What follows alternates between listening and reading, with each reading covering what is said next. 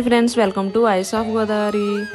మా కృతిక్కి పుట్టు వెంట్రుకలు తీపించడానికి ఫ్యామిలీ అంతా కలిసి తిరుపతి వెళ్తున్నాం. సో మా కృతిక్ అయితే ఫస్ట్ ట్రైన్ జర్నీ అన్నమాట. సో మేమంతా రైల్వే స్టేషన్లో ట్రైన్ కోసం వెయిట్ చేస్తున్నాం, ఎప్పుడు వస్తుందా ట్రైన్ అనేసి. సో ఫైనల్గా ట్రైన్ అయితే వచ్చేసింది. చూడండి, Rajahmundry road come railway bridge view అయితే ఎదిరింది కదా. అంతా డోర్ దగ్గర నుంచి వ్యూ ఎంజాయ్ చేసాం. మా కృతిక్ కూడా బాగా ఎంజాయ్ చేశాడు వ్యూ అయితే. కృతిక్ అయితే అలా లోపల కూర్చొని ఉండడం బాగా బోర్ కొట్టేసింది. సో నన్ను ఎవరు తిప్పుతారా అన్నట్టు చూశాడు. సో ఫైనల్గా వాళ్ళ నాన్న దగ్గరికి అయితే వెళ్ళిపోయి డోర్ దగ్గర నుంచుని చూస్తూ ఉన్నాడు. అక్కడి నుంచి తీసుకొస్తుంటే ఏడ్చేవాడు అనమాట. సో ఒకళ్ళ తర్వాత ఒకళ్ళు వాడిని ఎత్తుకుని మొత్తం ట్రైన్ అంతా తిప్పారు. సో కృతిక్ అయితే వాడు పడుకునే వరకు కూడా తిరుగుతూనే ఉన్నాడు. అలా ఫైనల్గా తిరుపతికి అయితే చేరుకున్నాం. ఫస్ట్ అయితే గట్టిగా ఆకలేసింది అందరికీ. సో టిఫిన్స్ తినడానికి అయితే వెళ్ళిపోయాం.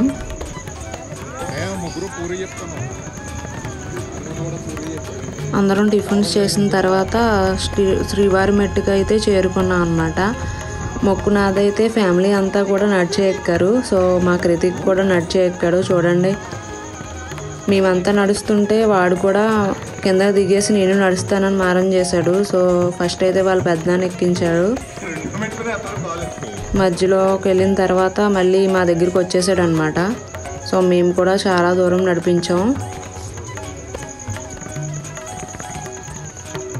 మా దగ్గర కూడా బోర్ కొట్టేసినట్టుంది.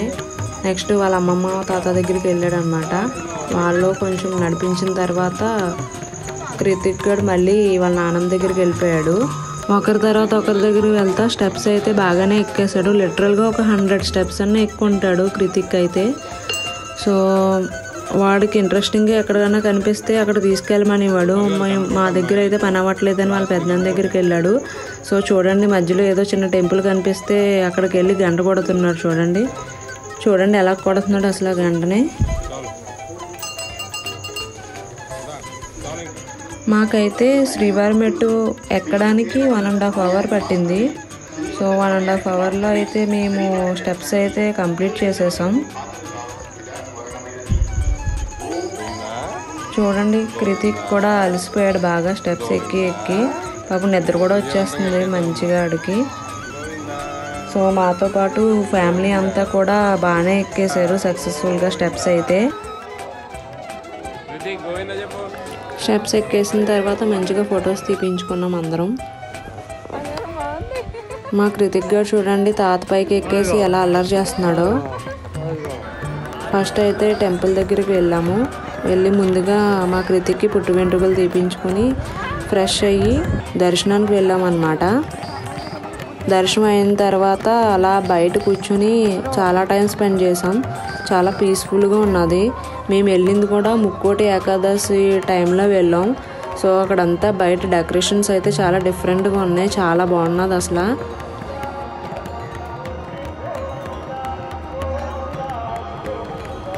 సో ఇదంతా చూసుకున్న తర్వాత మాకైతే మా ఆనవాయితీ ప్రకారం పుట్టు వెంట్రుకలు తీపించిన తర్వాత తలపై నుంచి 3 గుప్పులు లడ్డూలు వేస్తారంట.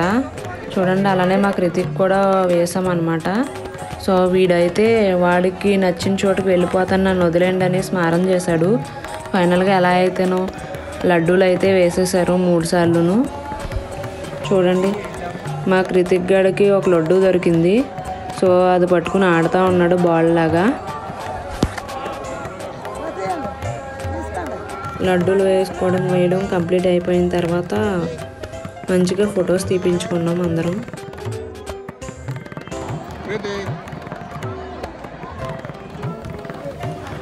అలానే టెంపుల్కి ఎదురుగా వెంకటేశ్వర స్వామి ఫ్లవర్స్తో పెట్టారు అన్నీ. చాలా డిఫరెంట్గా ఉంది అయితే. లోపలికి వెళ్ళి చూస్తే అసలు అమేజింగ్ అనమాట.